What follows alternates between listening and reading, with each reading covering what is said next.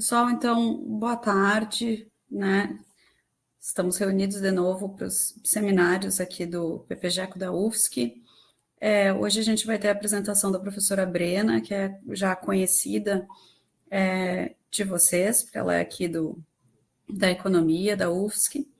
Ela vai apresentar um trabalho intitulado Ana Rosa Termaxix, é assim que se diz, dos Santos, Trabalho Feminino na Corte do Brasil na segunda metade do século XIX.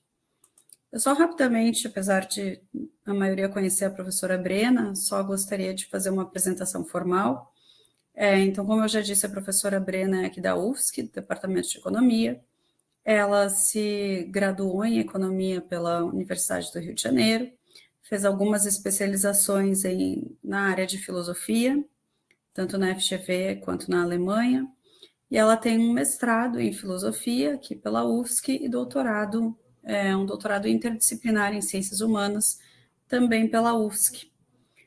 Além disso, ela é membro da International Association of Feminist Economics, da Economic History Society e da Associação Latino-Americana de História Econômica.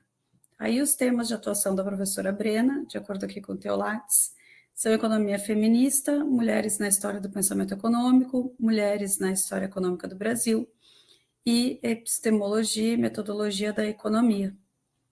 Então, muito obrigada, Brena, por se disponibilizar a apresentar aqui nos seminários. A gente sabe que é corrido, né? Vocês estão com o semestre dando aulas. Então, queria agradecer de novo a participação.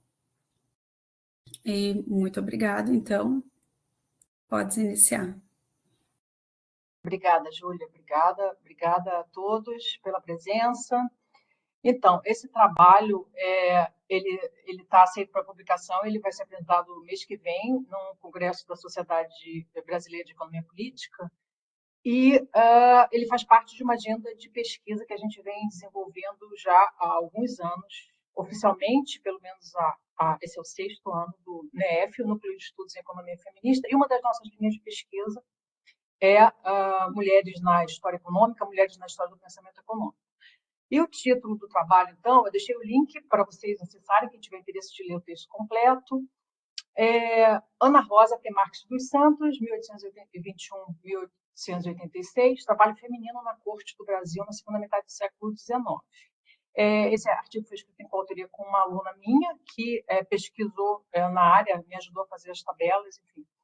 E aqui eu coloquei para vocês alguns links, ou da nossa página oficial da UFSC, onde tem descrita as 7 linhas de pesquisa que a gente trabalha, tem os trabalhos publicados em Economia Feminista, em História do Pensamento Econômico, orientações já concluídas na área. Enfim, está uma página bem completa, e também os nossos projetos de extensão que a gente desenvolveu até agora. O nosso canal do YouTube, onde tem, desde a época da pandemia, tem várias videoaulas que ficaram daquele tempo e mais coisas que a gente vai atualizando, como participação em congresso, palestras, em bancas de qualificação, mestrado, doutorado, a convite, né? Sempre sobre esses temas correlatos ao NEF, e a nossa página do Instagram, onde a gente divulga tudo que está acontecendo, inclusive as nossas participações também em eventos, tá? Então, vamos lá. O que trata esse artigo? Aqui eu coloquei um resumo do texto. Eu vou mudar um pouquinho a ordem na apresentação para ficar melhor, para vocês entenderem, né? Mas eu vou ler aqui e vou comentando, tá? O que foi a proposta desse artigo. Então, é sobre um tratado que essa mulher desconhecida na economia, enfim, até bem pouco tempo atrás desconhecida do mundo, escreveu fazendo uma série de demandas econômicas tipicamente femininas na segunda metade do século XIX. Então, o nome do tratado é Tratado sobre a Emancipação Política da Mulher e o Direito de Votar. Foi publicado em 1868. É um documento pioneiro do feminismo no Brasil, escrito por essa mulher, Ana Rosa Termaxix dos Santos, na qual a autora denunciou, entre outras iniquidades de gênero, a desigual incorporação da mulher na força de trabalho brasileira no Rio de Janeiro da sua época, a corte joanina, né? Nesse artigo, realizamos a revisão bibliográfica do referido texto, esse tratado, bem como da literatura secundária acerca da vida e obra da autora. Paralelamente, examinamos também os dados censitários do primeiro censo populacional do Brasil, publicado em 1872, a fim de promover um balanço dos números, seja da educação feminina, número de alfabetos, analfabetos, segregados por gênero, assim como verificar as condições laborais e as principais atividades econômicas das mulheres na corte do Império do Brasil, cotejando a realidade dos números, né, o que os números mostraram naquela época, com as demandas da Ana Rosa, que calhou de ser uma época bem próxima. Ela estava escrevendo sobre a situação das mulheres e os dados censitários mostram a situação laboral e educacional das mulheres naquela mesma época, né? Foi um lapso de 4 anos, então é uma coisa bem próxima uma da outra, para a gente cotejar a realidade empírica, com base nos dados censitários, com as demandas dela nesse documento, nesse tratado, questionando tanto o mito histórico quanto o discurso oficial da domesticidade feminina. O que é isso? Bom, a gente sabe que nos manuais de história econômica, esses temas inexistem. São temas que não são considerados como um problema de história econômica, assim como não são problemas das mulheres no mercado de trabalho, não são tratados nos manuais de macroeconomia, não são problemas para a economia oficial, né? Então, a principal razão para isso, para a gente não encontrar discussões sobre os problemas das mulheres no mercado de trabalho, seja no Brasil colonial, seja no Brasil império, é o discurso oficial, esse mito da domesticidade feminina, que é o discurso que, bom, naquela época o patriarcado era totalmente imperante, as mulheres não trabalhavam, elas estavam em casa, estavam cerceadas ao espaço doméstico, elas eram criadas para educar os filhos, cuidar da prole, cuidar do marido, no máximo distribuir afazeres para a escravaria. Então, não existe um problema da mulher no mercado de trabalho. Essa é a questão do mito da domesticidade. Então, o discurso oficial se baseia nesse mito para não tratar o problema feminino no mercado de trabalho. Ocorre que os dados do censo mostram diferente. Esse mito da domesticidade pode ser uma verdade parcial para uma classe bem específica de mulheres. Eram mulheres brancas, eram mulheres das classes mais abastadas, que, de fato, estavam sujeitas ao espaço privado e eram sustentadas pelos homens, né, pelos varões, primeiro pelos pais, depois pelos maridos, ou quando ficavam viúvas por algum irmão mais velho. Caso as mulheres não tivessem um homem provedor, elas precisavam sim trabalhar. E o censo mostra que uma parcela significativa da população feminina trabalhava sim, só que trabalhava em empregos bem precários. E era contra essa sujeição também no mercado laboral que esses documentos vão se manifestar.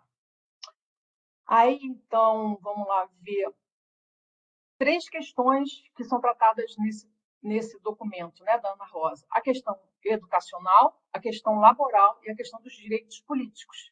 O nome do tratado é Tratado Feminino, é o Tratado sobre Direito do Voto, né? Ela foi uma das primeiras sufragistas brasileiras também. Só que a questão do trabalho é muito subjacente a tudo isso. Os dados, como eu falei, foram elaborados a partir das tabelas do primeiro censo de 1872, as tabelas que eu vou mostrar aqui, tá? E eu escolhi trechos do documento para cotejar o que a gente vai ver nas tabelas com aquilo que ela disse nesse documento. O que ela dizia, né, ser a realidade dela, inclusive. Por conta da sua própria biografia, a gente vai ver que ela fazia parte. Aqui está o tratado, a capa da publicação original de 1868, né? E uma curiosidade, que ela não assinou esse livro, como era bastante comum na época as mulheres não assinarem os seus documentos, né? Ela assinou pelas iniciais, ARST. E, aliás, TS. E a identidade dela foi descoberta, que essa ARST era Ana Rosa P. Marques dos Santos, foi descoberta apenas em 2019. Então, isso é uma coisa bem recente. A identidade dessa mulher, né? Quem ela era, por que ela demandou o que ela demandou. E aqui um pouquinho da biografia dela, para a gente entender um pouco do contexto. Ela nasceu no que hoje é o território da Hungria, né? Migrou para o Brasil junto com a sua família quando tinha 7 anos de idade. A mãe não se tem registros da chegada dela no Brasil, então supõe-se que o pai era viúvo. Veio ela, o pai e 2 irmãs. Essa é uma informação relevante, porque só tinham mulheres, né? Irmãs, meninas, não tinha homens, filhos. Ela trabalhou desde muito cedo, ela precisou trabalhar, porque o pai veio de uma situação de falência financeira na Hungria. Ele era um comerciante de vinhas, que o negócio veio à bancarrota, então chegou no Brasil numa condição de imigrante pobre e precisou fazer com que as filhas trabalhassem para ajudar o sustento da casa. Ele criou uma escola privada dentro da própria casa, onde as 3 filhas davam aulas particulares para as meninas, que era assim a educação das meninas na época. Elas não tinham acesso a uma educação pública ofertada pelo Estado, como era o caso dos meninos, e a maior parte da educação era feita por preceptoras, por governantas, por mulheres que, em geral estrangeiras, ensinavam as primeiras letras. E era isso que a Ana Rosa passou a fazer a partir dos 15 anos de idade.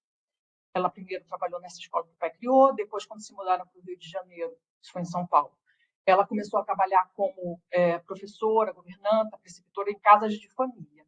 Ricas, né? Lembrando que a gente está no contexto da corte do Rio de Janeiro, onde se estabeleceu Dom João VI, com a sua comitiva. Então, na época, era o lugar mais próspero do Brasil, culturalmente falando, onde estava toda a nobreza e onde estavam as famílias mais abastadas, né? E culturalmente também, que demandavam esse tipo de serviço para as suas filhas, coisa que não era comum na época. Essa educação em casa era bastante cara e só as famílias ricas conseguiam prover para as suas filhas. Ricas e cujos pais eram liberais, né? Porque também o que se esperava oficialmente da educação feminina era corte, costura, bordado, no máximo, canto, piano, falar francês para entreter as visitas, né? Enfim, ao longo de toda a sua vida, ela permaneceu solteira. Esse também é um dado importante. Ou seja, ela era uma mulher bem fora da curva, porque ela teve acesso a uma educação privilegiada, ela já veio da Hungria falando pelo menos o alemão e o que era o Império Austro-Húngaro na época, né? Já veio de lá falando pelo menos o alemão e teve que falar o português. Ela lia em francês, lia em inglês, viajou muito também ao longo da sua vida aqui, se sabe, por causa dos registros de entrada e saída dos navios, enfim, que constam dos documentos oficiais lá do Rio de Janeiro. Ela nunca casou, então ela precisava se sustentar. Não tinha, quando o pai morreu, não tinha um varão provedor, ela nunca se casou, não tinha um irmão, então ela estava naquela classe de mulheres de uma situação econômica mais pauperizada que precisava trabalhar, então ela não se enquadrava, mesmo que ela quisesse ficar em casa, ela não podia, ok? Então, tudo que ela escreveu dizia muito respeito também à sua condição, à sua vida, né? Aquilo que ela passou na carta. Então, vamos lá ver. Eu inverti a ordem, como eu falei, para ficar mais inteligível. A gente primeiro olhar para os dados, para depois ver o que ela estava dizendo acerca da realidade da corte. Essas tabelas aqui, elas foram elaboradas com base no censo, que é dividido todo por regiões. Então, tem esse tal de município neutro, que era como era chamada o local onde hoje está localizada a cidade do Rio de Janeiro, que era a corte, né? Aqui a gente tem a população total do município neutro, lá quando o censo foi publicado, em 1872, 275 mil pessoas, quantos eram livres, quantos eram escravos. A gente tem um dado que importa bastante, que é a situação da alfabetização daquela época. Então, do total da população, apenas 12% das mulheres eram alfabetizadas naquela época. Alfabetizadas. Okay? Na corte, que era o lugar mais culturalmente expressivo do Brasil naquela ocasião. Eu não trouxe a tabela. Então, tá, 12% das mulheres e 23% dos homens, né, que é quase o dobro. É exatamente o que a gente vê aqui, que aumentei um pouco, e aqui a gente consegue ver mulheres alfabetizadas 12,4%, e Eu não trouxe a tabela do Brasil, que eu usei num outro texto, fazendo um outro estudo, mas no Brasil, como um todo, a situação era muito pior, como era de se esperar, né? Se na corte 12%, no Brasil inteiro eram 5% das mulheres que eram alfabetizadas e 10% dos homens. Tá? Então, a situação era bem precária das mulheres, né? Do ponto de vista educacional. E isso, obviamente, já tem um impacto direto na questão laboral e na questão política. Por isso que essas três coisas estão correlacionadas, estavam muito correlacionadas. Naquela época, ela enxergava isso e fez as suas demandas baseando... então, o norte era a educação para essas primeiras feministas. Estava óbvio para elas, né? E aqui está a razão. Aí eu começo a pegar alguns excertos da obra dela para a gente ver o que ela estava demandando. Eu vou ler com vocês e depois a gente comenta. Só a educação faz a diferença. Diz-se que a mulher é deserdada da natureza, é destituída do espírito de invenção, que nada tem produzido, que o homem é o astrônomo, poeta, maquinista, descobridor de terras. Mas se ele recebesse a triste educação da mulher, que só serve para pasto do despotismo dos homens, quero saber que habilidades ele adquiriria. Então, são demandas bem contundentes, assim, e o palavreado também não é muito floreado, é bem direto ao ponto, né? Então, dá para entender também por que essas mulheres daquela época escreviam sob pseudônimos, não queriam ter as suas identidades reveladas, porque eu acredito que até mesmo a integridade física delas estavam ali correndo risco, né? Então, era para se proteger mesmo. E ela também estava falando contra alguma coisa que era o senso comum na época, fora o mito da domesticidade, que eu já referi antes, que era a questão cultural, histórica de a mulher existir do ponto de vista biológico para gerar filhos e para a prole. Logo, economicamente, ela não tinha função no mercado do trabalho, pago fora de casa. Existia também uma questão que era uma espécie de uma teoria pseudocientífica na época devia ser científica, né, que a capacidade cognitiva da mulher era inferior à capacidade cognitiva dos homens. Logo, os currículos e as matérias que as mulheres deveriam estudar quando frequentassem a escola deveriam ser diferentes das matérias que os homens tinham acesso. Então, os homens tinham acesso às matérias matemática, ciências, e as mulheres, no currículo delas, mesmo quando passou a existir o direito delas frequentarem a escola, o currículo era diferenciado, era voltado para as prendas domésticas. Então, é disso que ela está falando aqui. Continuando, uma outra página, um outro trecho. É uma tola opinião de alguns indivíduos que a massa das mulheres não deve se entregar a outras ocupações, por isso é que forjam umas para as suas cadeias. Por isso é tão mal pago o trabalho delas. É fácil compreender a razão. Há tantos homens quanto são as mulheres que precisam trabalhar para a sua existência. O homem tem milhares de recursos e ninguém o embaraça. Se não progride numa ocupação, pega noutra. Assim, os salários devem subir. Mas não é assim com as mulheres. Toda a massa de mulheres deve achar ocupação em uma, duas ou três indústrias. Matam-se entre si com a concorrência e todos os dias se abaixam os salários delas. E elas estarão por tudo, porque se não há quem quer sujeitar a esse preço, 1000 outras anuem e o trabalho da mulher é barato pela grande abundância que existe. Então, já está falando aqui da lei da oferta e da demanda, né? Então, ela tem acesso à literatura econômica da época, pelo menos alguma coisa ela sabe, e sabe na carne também, sabe na teoria e sabe na carne.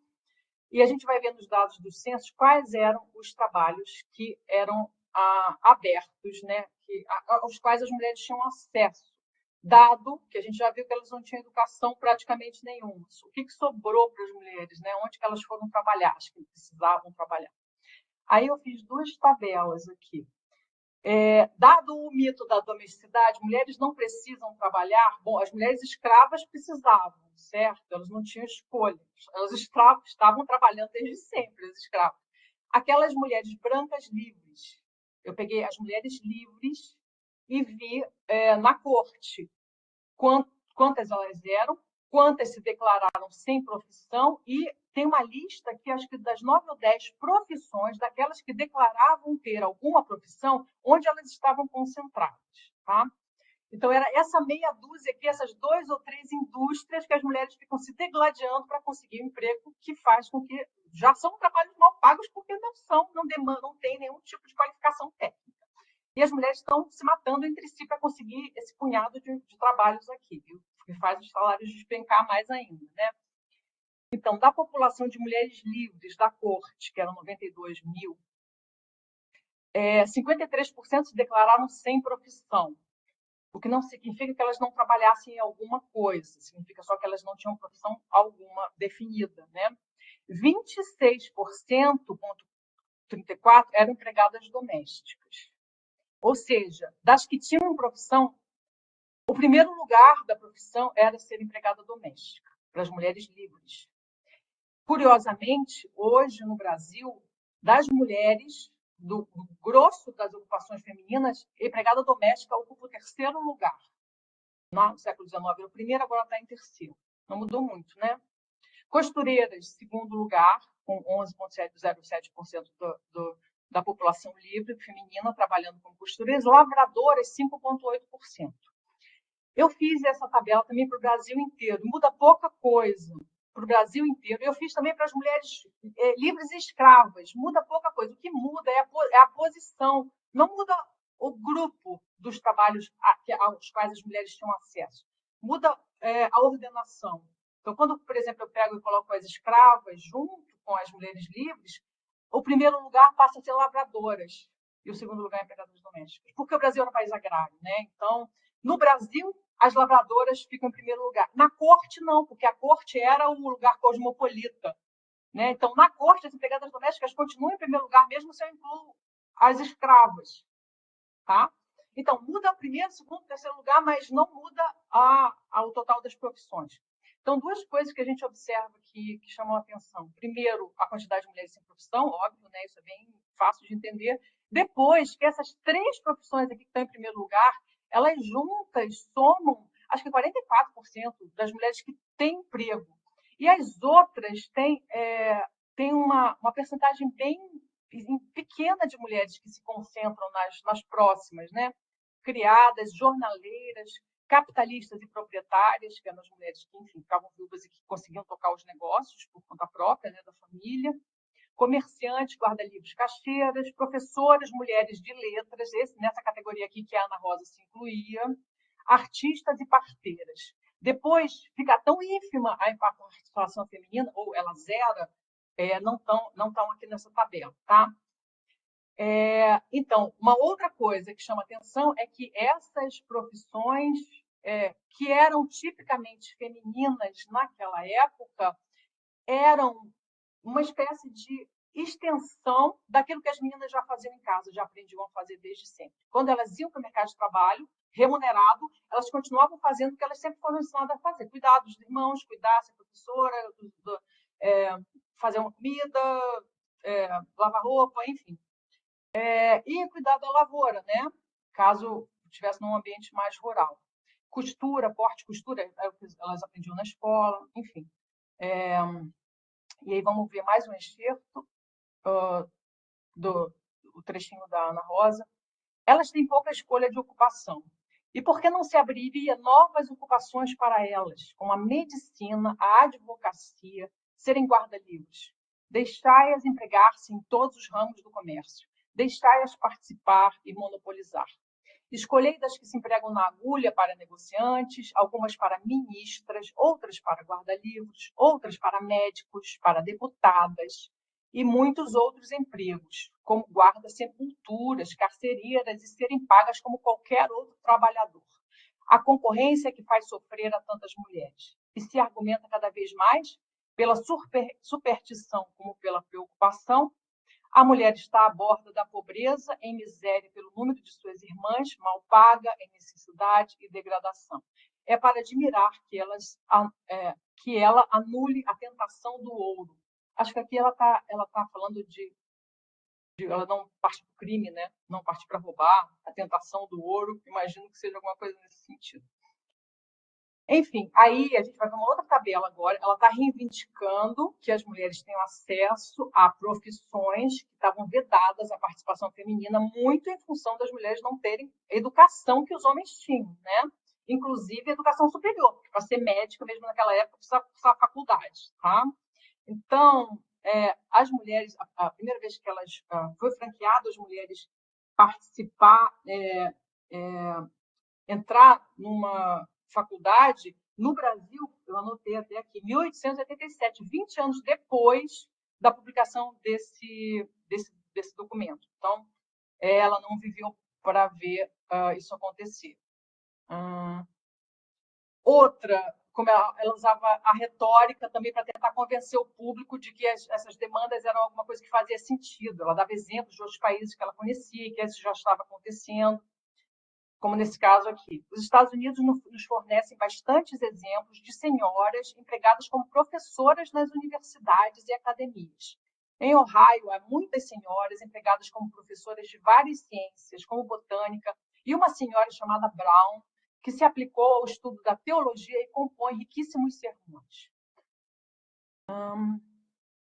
Aqui estão as profissões que elas queriam, essas primeiras feministas, elas queriam franquear acesso às mulheres a essas profissões, que no censo de 1872, por razões óbvias, tinha 0 mulheres, 0. Juízes, quantos homens eram juízes, quantos advogados, notários, escrivães, procuradores, oficiais de justiça, médicos, cirurgiões, farmacêuticos, militares, marítimos, religiosos e seculares, que eram as profissões mais prestigiosas da época. Não só as que pagavam mais, mas também as de maior prestígio social, né? E nenhuma delas tinha qualquer registro feminino, nem de estrangeiras, porque as mulheres, mesmo no exterior, mesmo na Europa, mesmo naquela época, ainda não conseguiam facilmente acessar as universidades, né? Outro trechinho, a maior parte, e aqui já entra na questão política, na questão do sufrágio, né? Como que a demanda laboral ela se cruza com a demanda dos direitos políticos, que não é, à primeira vista, uma coisa muito óbvia para quem não para pensar sobre esse assunto. Parece que as mulheres querem direitos políticos porque elas querem ser cidadãs, querem votar. Mas não só isso, tem mais coisas envolvidas aqui. A maior parte dos nossos leitores há de ter notícias de uma questão que se tem levantado em todo o mundo civilizado, como ilustrado. Essa questão é a liberdade da mulher, sua admissão na lei, a igualdade em todos os direitos políticos, civis e sociais, como os cidadãos masculinos. É absurdo negar a todas as mulheres direitos civis, porque os cuidados da casa e família consomem todo o seu tempo. De algumas, mas não de todas. Era como excluir todos os homens da Assembleia, porque são alguns marinheiros, outros soldados em serviço ativo ou negociantes, cujo negócio requer toda a sua atenção e energia. Aqui ela está meio que defendendo que cuidar da família não é uma coisa que vai impedir as mulheres de ter uma profissão também, como é o que acontece com os homens, né? Porque também era outro discurso da época, que elas não poderiam ter uma profissão, porque senão a família ia ficar desfavorecida, enfim. E aqui, para a gente ter um pouquinho de noção, como é que esses pleitos, né? Como é que eles são bem vanguardistas para a época. Ela começa é uma das primeiras, como eu disse, defensoras do sufragismo feminino no Brasil. E como é que isso aqui se desenvolveu no mundo? Quais foram as primeiras nações a terem acesso, a franquearem o direito da mulher votar, né? Nova Zelândia, em 1893, foi a primeira nação a reconhecer o voto feminino. Inglaterra, em 1918. Estados Unidos, em 1920. E Brasil, em 1932. Ou seja, 64 anos depois da publicação desse tratado é que as mulheres brasileiras tiveram o direito de votar. Então, como eu falava antes, a questão do voto e do direito de votar, que as sufragistas começaram a pleitear, então, bem antes de das mulheres brasileiras conseguirem isso, né? Ela estava muito vinculada à questão de todo um leque de trabalhos que iria se abrir para as mulheres, que estava vedado caso elas, mesmo podendo entrar numa universidade, elas poderiam ser médicas, poderiam ser advogadas, poderiam ser juízas, mas não poderiam ser deputadas, não poderiam ser presidente da República, não poderiam ser senadoras. Elas queriam também o acesso a esses cargos que só seriam abertos caso a mulher tivesse os direitos políticos em paridade com os direitos políticos dos homens. Então, a questão política não é apenas política, é uma questão laboral também.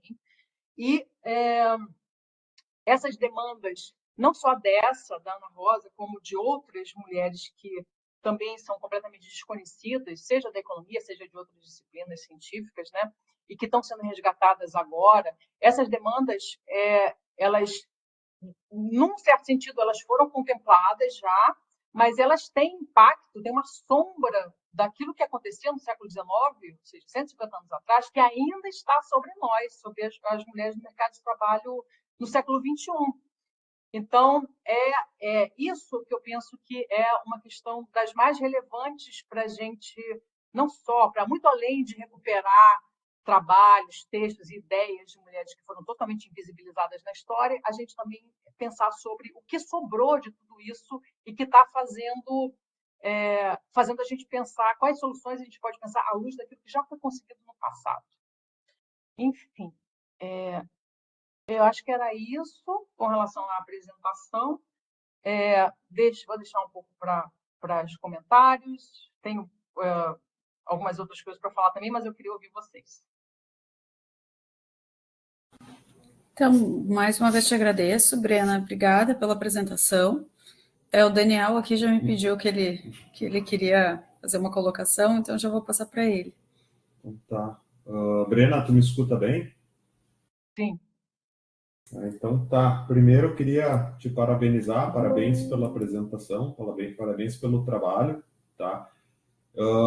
Eu dei uma lida um pouquinho antes, né? E agora também um pouquinho durante a apresentação, tá? Bem na diagonal aqui o trabalho, assim a minha lida, mas eu me motivei com a lida, achei boa a tua estrutura, né, do trabalho. E aí, então, por isso que eu pedi a palavra, queria levantar alguns pontos e espero que eles sejam para construir, né? Primeiro, eu só vou falar um pouquinho de mim, né, e da Júlia, por que eu me motivei, gostei do trabalho, né? Porque eu achei que ele pega vários pontos, né? Ele pega, eu anotei aqui, né, um pouco de questão política, ética e eventualmente filosófica no sentido geral, né? Trata de um aspecto contextual histórico, né? E toca na economia também, né? Então ele toca em várias coisas, né? E são várias dessas coisas eu gosto, tá? Tanto que eu gosto que eu já publiquei, eu com a Júlia, alguns temas parecidos. Vou te dar um exemplo, tá? Eu estava anotando, eu fui me lembrando dos papers que a gente foi publicando. Não era histórico, porque o nosso perfil é mais empírico, de teste, vamos levar uma epistemologia mais crítica, assim, né? Então, crítica no sentido de popperiano, vamos botar assim, de botar a prova, por teste empírico, tá? Mas, por exemplo, do que eu e a Júlia a gente já publicou, que eu fui lembrando aqui. Rendimento de trabalho agrícola entre homem e mulher, que tu chegou a citar, né, que era um trabalho agrícola antigamente, né? E a gente faz alguns testes, mais para a questão feminina ou feminista. Eventualmente, a gente pesquisou já o efeito das delegacias para as mulheres sobre a violência contra a mulher. Então, a gente já fez esses testes, né? Discriminação salarial entre homem e mulher para o setor de administração, dos administradores, foi um paper antigo que a gente fez, né? Discriminação contra gênero, contra a questão de orientação sexual, né? E etc. Efeito da licença maternidade, são vários pontos que, de certa forma, tocam com o que tu apresentou aqui, né? Então, isso me chamou a atenção, tá? Então, agora vamos voltar para o teu trabalho, tá? Achei que tu tem uma contribuição original aqui, então tu tem um bom paper, uma boa publicação na mão, tá? Eu gostei muito que tu utilizou dados históricos, né?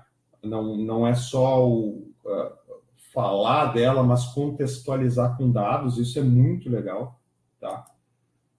Eu acho que a discussão do teu tema é muito boa para uma publicação, obviamente, que dessa tua área, né? Óbvio, né? Por que que eu acho que é boa? Eu anotei aqui. Porque fala de trabalho, fala de gênero, toca a questão do voto, fala dessa questão da mulher, né, ser invisível naquela época, né, ao ser deslocada, tá? Então acho que tem várias coisas boas aí que eventualmente podia chamar um pouquinho mais de atenção para esses pontos, tá? Então a minha sugestão é mostrar um pouquinho mais isso que tu tem aí na mão, tá? Aí eu fui pesquisando aqui, né? E agora, é do meu ponto de vista, talvez, eu não publico nessa área, tá? Mas aí é como eu enxerguei, tá? Então, se não tiver nada a ver, tu desconsidera e tudo bem, tá? O que eu senti falta, então? Eu não sei se isso faz sentido, tá?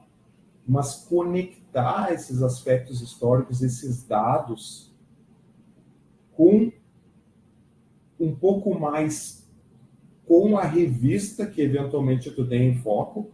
Eu tentei olhar as tuas referências e eu não vi uma condução para uma revista específica. Eu não sei se tu já tem isso publicado, que vai ser publicado ou não, tá? Mas a minha sugestão quando eu olhei as referências é onde será que ela quer publicar, né? Porque às vezes a gente constrói também o texto mais ou menos suprindo uma lacuna de uma revista alvo, se é que tu me entende, tá? E aí eu senti falta, fiz umas anotações de algumas revistas para sugestão aqui, tá? Quais as que eu anotei aqui, tá? Eu botei uma que eu acho, tem umas 2 ou 3 internacionais que eu acho que tu tem potencial internacional aqui. Tem uma que é Gender and History, tem fator de impacto, tá? Não sei se faz sentido, se conversa, tá? Algumas revistas nacionais do tipo Revista de Estudos Feministas, né, REF, Revista de História da USP, né, e Cadernos Page, aqui, que é da Unicamp. Acho que se enquadra um pouquinho. Essas 3 brasileiras a 1, né? Então acho que, né, faz sentido. Tentei entrar no site, olhar, não estou acostumado com as revistas. Tentei comparar um pouco o teu trabalho com um ou outro da revista ali para ver se enquadra. Acho que sim, tá? Mas assim, de sugestão e eventualmente, né, não tome como crítica, tá? Mas eu acho que é para melhorar. Gostei dos dados, mas pelo pouco que eu li assim na diagonal, eu acho que seria legal a leitura se ela conectasse ou se tu validasse os argumentos dela com a teoria econômica atual. Por exemplo, quando tu falou de educação, eu li aquele texto antes de tu apresentar, de que ela falou que, né, parece que justificava que o diferencial salarial era o capital humano, né? Sim. E ali eu pensei, por que não citar Gary Becker? Por que não validar o argumento dela do passado com, eventualmente, uma literatura consolidada, entende? Só no sentido de validar as proposições que ela levantou há mais de um século atrás. Ia ser legal, sabe? Fortalece o argumento e num sentido amplo, né? Num sentido de consolidação, de prêmio Nobel. Por exemplo, pensei no Heckman também, com a questão da educação na primeira infância, a importância de então, tu validar os argumentos dela com a teoria econômica. Realmente isso ou vai em linha do que hoje já está fundamentado, já está entendido, tá? É uma sugestão, não sei se faz sentido, tá? Mas eu acho que ia ficar bacana, tá? Então, esses são os pontos, né? E eu tentaria, se desse, eu não sei se dá, trazer esses dados esporádicos, pegar lá do início do século XX, depois, sei lá, do meio, hoje em dia, e ver se há uma tendência de mudança à medida que as mulheres têm acesso à educação, que os mercados se abrem, se realmente aquilo que ela falou melhorou a condição da mulher, sabe, trazendo no texto isso. Eu acho que ficaria fantástico, né, do ponto de vista do contexto do artigo, tá? Desculpa se eu me alonguei aqui, falei demais, Ótimo. tá? Mas essas são as minhas sugestões. Excelente, Daniel, muito obrigada. Posso comentar agora, Júlia, como é que é a dinâmica? Pode sim. Então, eu te agradeço muito. Eu já tinha pensado, não exatamente isso, sobre validar, mas toda vez que eu leio essas coisas, eu falo, meu Deus, isso aqui é teoria do capital humano, né? Mas eu não tinha pensado em fazer o link, como você falou, validar com uma teoria estabelecida, conhecida Isso. já. O que eu penso e que eu tento, mas eu não sei se vai caber num artigo, né? Acho que vai ter que ser um livro. Eu já tive essa ideia de fazer, só que os insights delas, do período do capital humano, estavam errados, estavam equivocados. Porque elas pensavam que tinha uma ligação muito direta entre falta de estudo e acesso aos cargos que elas queriam, né? Uhum. Acontece que a educação feminina veio e veio com força. Hoje, as mulheres estão educadas e tem toda uma outra gama de problemas no mercado de trabalho, de dificuldade de acesso a esses cargos prestigiosos. Ou seja, a questão da educação não era a condição suficiente, era a condição necessária, mas não suficiente para que aquilo se cumprisse. Então, tem outras questões envolvidas, tem a dupla jornada, tem a questão do trabalho reprodutivo, tem questões que estão imbricadas ali, que eram desconhecidas na época, né, porque elas não tinham os 150 anos de história para ver o que acontece lá no futuro. As mulheres se educaram, tanto quanto os homens, mais anos de estudo que os homens, mas quando você vai olhar lá no mercado de trabalho, tem os gaps salariais por gênero, continua a questão da segregação ocupacional por gênero, as mulheres continuam lá conglomeradas em meia dúzia de profissões femininas, que têm essas mesmas características que tinham no século XIX, profissões que são meio que extensões daquilo do trabalho que a mulher faz em casa, o trabalho de cuidado, né? Então vão ser enfermeiras, agora não vão ser médicas preferencialmente, não vão ser cirurgiãs, vão ser enfermeiras, vão fazer esse serviço social, vão para as profissões menos prestigiosas, né? E continuam lá segregadas no emprego doméstico, como eu falei, é o terceiro lugar, né, no Brasil. Então, tem mais coisas envolvidas que a teoria do capital humano sozinha não dá conta de explicar o que aconteceu com as mulheres, mesmo depois delas terem conseguido acesso à educação superior. Sim, eu concordo contigo, mas assim, mais no sentido de buscar, então, algo que vá contribuindo, e até, de repente, essa tua explicação, olha, é válido, ia de acordo, mas não é só isso, né? Eu acho que isso, por que eu digo isso? Porque linka mais, ou Com a economia, fortalece né? mais o Sim. teu argumento dentro da área econômica, vamos dizer assim, ou dentro né, do campinho aí dos pesquisadores em economia, sabe? Mas assim, parabéns pelo artigo, acho que tu tem um bom tema aí na mão. Eu só queria fazer um parênteses aqui, acho que daqui 2 semanas vai ter a Paula também, não é? A Paula Pereira, que é ali da USP, e ela também trabalha ela tem o GFAM, né, que eu acho que é um grupo, ele tem um podcast de economistas também, né, só que ela é bem da parte bem empírica, né, mas eu acho que conversa um pouco, e para quem quer estudar essa área também, né, vale a pena assistir ao seminário. Tá? Mas, de novo, parabéns, Brena, pelo artigo. Obrigada. Eu vou ler aqui, eu não sei se tu chegou a ler, Brena, ali nos comentários, mas Jalil, eu acho que é Jalil, acho que ele não é aluno da pós, ele perguntou se poderia assistir, e ele está elogiando ali o teu trabalho nas mensagens, falou um trabalho incrível, parabéns, professora, registrar isso é de extrema relevância, visto que essas coisas são apagadas da história. Obrigada. Eu queria também aproveitar de fazer uma pergunta, aí em relação mesmo ao trabalho da Ana Rosa, se vocês têm dados assim de edições que essa publicação dela teve, ou de vendas, tem algum dado assim para assessorar, para acessar a importância da obra, o quanto ela era conhecida como autora? Bom, como eu falei, a autoria, né, real foi descoberta por uma pesquisadora da Universidade Federal de Juiz de Fora, da história, né, da mesma universidade lá da Fernanda. E Uhum, ela conta, então, na tese dela, qual foi a odisseia para conseguir descobrir, e ela traz alguns dados sobre a obra, né? Ela conseguiu, porque foi doado para a biblioteca da USP, se eu não me engano, um exemplar físico dessa obra de um colecionador desses caras milionários que tinham paixão por obras raras do século XIX, que doou para a USP, e ela descobriu que existia um outro exemplar na Inglaterra. Ou seja, o livro viajou, saiu daqui, mas esses dados, quanto foi a tiragem, ela descobriu onde estava sendo vendido na própria tipografia Paula Brito, que foi a editora, lá no Rio de Janeiro, uhum, naquelas vias lá do centro histórico do Rio.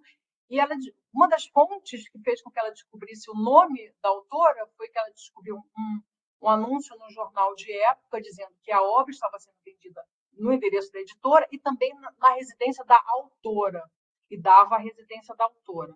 Então, ela já sabia que era uma mulher, porque tinha discordâncias com relação a isso. Achava que podiam ser um homem também que tivesse escrito. uhum. Daí ela foi atrás de vários outros meios para descobrir quem morava naquela residência. Descobriu um outro anúncio no outro jornal, porque como ela era professora particular, ela às vezes Sim, também dava aulas na residência dela, e tinha o nome dela e aquela mesma residência. Então, aí que ela descobriu. Então, tem dados de quanto custava a obra, onde estava sendo vendida, mas qual foi o impacto disso na época? Não foi nada parecido com o que aconteceu com a Harriet Martineau, né, sim, que se notabilizou em vida ainda e que tinha as suas obras assinadas com seu nome. Ela ficou anônima o tempo inteiro, até 5 anos atrás, 6 anos atrás, sim, né? entendi. Ela foi invisível em vida e foi invisibilizada até Ai, 5 anos. não, que pena não ter dados em relação a isso, né? E eu ia te perguntar também, e outras obras que ela tenha escrito, tem registro? Ela, ela escreveu artigos de jornal. Tem alguns desses jornais, eles fizeram como chama? Eles têm disponíveis online as edições que eles conseguiram recuperar, né? Então, vários Uhum, desses jornais do 19, a gente tem fácil acesso a eles. Porque eu estou trabalhando com outras autoras também dessa época, outras feministas que estavam escrevendo coisas parecidas, e a gente tem acesso aos textos que elas estavam escrevendo nos periódicos, que também tiveram um boom no século XIX, periódicos femininos e feministas. Então, uhum, mulheres que estavam reivindicando direitos em vários lugares do Brasil e que se especializaram em. Algumas se tornaram até editoras desses jornais para fazer esse tipo de demanda, bem nessa ordem: a demanda educacional, a demanda laboral, a demanda do sufrágio. Isso uhum, foi uma comum no século XIX no Brasil, porque uma coisa necessitava da outra, né, para dar certo. Então, sim. E a minha última pergunta, que eu fiquei curiosa com aquele teu dado, tu disse que metade das mulheres da corte não declaravam uma profissão, né? Mas tu disse que não necessariamente que elas não trabalhavam. E aí eu fiquei pensando que se elas trabalhavam, o que tu acha que para não declarar a profissão ali, qual seria? isso aqui, eu estou lendo várias coisas a respeito. Eu descobri uma tese na USP, que foi publicada, sei lá, 20 anos atrás, que também usou os dados do censo, não exatamente sobre a corte, mas ela, nesse artigo, tem um trecho dessa tese que eu achei, falando exatamente isso. Então, as mulheres que não trabalhavam na época, que se declaravam sem profissão, era como um homem sem profissão, ela podia ser um faz-tudo. Ela podia vender doces na rua, não tem profissão de doceira na rua, não tem profissão de Uhum. ambulante. Ela É uma coisa podia mais fazer informal. isso, ela podia ser uma trabalhadora informal que, conforme a demanda, ela fazia. Se precisasse cuidar de uma criança, ela cuidava. Se precisasse vender um doce, ela vendia. E assim ela ia sobrevivendo na informalidade. Uhum. Mais precarizada ainda do que as que tinham uma profissão declarada, né? Ah, claro, sim. Tá, então aqui para ficar bem claro, quando tu está falando corte, tu não está falando de pessoas necessariamente de alta renda, que são todas as Não, pessoas a que corte moravam. era como. Desculpa, eu esqueci de falar isso, está no artigo e eu. A corte era como era conhecida a região onde hoje se encontra a cidade do Rio de Janeiro. A corte do Uhum. Império era Rio de Janeiro. Também era a corte joanina, né? Então as coisas estão meio. Essa palavra é usada nos dois sentidos. Sim. Na cidade do Rio de Janeiro, lá no século XIX, e a corte de Dom João VI, que chegou com a invasão napoleônica, que permaneceu no Rio de Janeiro. Né? Uhum. Depois a nobreza. Então, aí, nesse tempo, já estava na época do Dom Pedro II, quando foi publicado o primeiro recenseamento, já estava no Segundo Império. Então, essas mulheres sem profissão eram as mulheres ricas, que não trabalhavam, eram as mulheres que estavam na informalidade. Então, tem aí uma mistura de várias classes sociais, as que se Uhum. declararam profissão. E não tem nem como separar isso também, Não né, por tem, classe social. no censo não tem como saber quem era quem ali. Tá, entendi. Brena, muito interessante o teu trabalho. Gostei também de descobrir outras autoras, né? A mesma coisa que eu falei na apresentação da Fernanda, né? Legal descobrir que existem mulheres, né? Dentro desse contexto de história do pensamento econômico, e no caso aqui da Ana Rosa não é necessariamente isso, né? Porque ela não escrevia sobre pensamento econômico, mas legal conhecer autoras diferentes. Eu acho que é bem esse o foco da tua disciplina, né? Essas mulheres que são esquecidas, apagadas da história, né? Isso aí. Muito bacana. Não sei se o Francis também quer fazer alguma pergunta ou se mais alguém que está aí nos acompanhando. Eu estou com uma curiosidade. Quando eu pego o artigo, Brana, aí lá onde tem as análises dos dados aqui, aí então aparece a elaboração própria com base nos dados do primeiro censo demográfico. Eu nunca vi o primeiro censo demográfico. Como é que isso Tem o link dele, Francis, é espetacular. Você tem que olhar é? lá. Tem o link para todas as tabelas, é enorme. Aqui, ó. Aqui tem uma foto dele, tá? De uma das Mas é tudo em páginas. imagem? É tudo em imagem? É tudo imagem, tem que digitalizar tudo. É tudo imagem. Olha só, que legal. Sim, mas deve Aí no existir, hein? trabalho você vai Ele deve. lá. Hã? IBGE, acho que está lá no fim, nas referências tem um link, tá clicável. Você cai Olha só, lá. eu vou olhar agora. É muito legal. Porque ele deve existir ainda fisicamente em algum Existe, está lugar. digitalizado, tá aí, ele tá todo original lá digitalizado. Massa, massa demais. É isso. Era mais a curiosidade que eu tava aqui. Mas obrigado aí, Breno, pelo tempo também de fazer parte dos seminários aqui. Nada, eu que agradeço. Legal, não sei se mais alguém quer fazer alguma colocação ou pergunta, pode escrever no chat também, se quiser. Se não, né, a gente já está fechando, desde que a gente começou a gravar, né, Brena? Já está dando ali quase uma horinha, que é o tempo perfeito para o nosso seminário. Então, enquanto ninguém se manifesta, eu vou mais uma vez te agradecer pela tua disponibilidade, pelo teu tempo, por apresentar. Sempre é legal, porque a gente aprende coisas novas, né? Como o Daniel te disse, acho que esse trabalho é bastante interessante. E acho que tu tinha comentado que ele já está para ser publicado, né?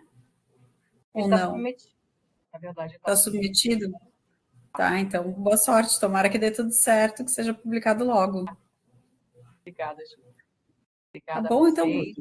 muito obrigada, então, pelo ninguém mais se manifestou, então quero te agradecer, obrigada, e te desejar um bom final de semana, boa tarde. Isso. Igualmente, gente, para vocês também, tá? Tchau, tchau. Boa tarde. Tchau. Muito obrigada, tchau, tchau.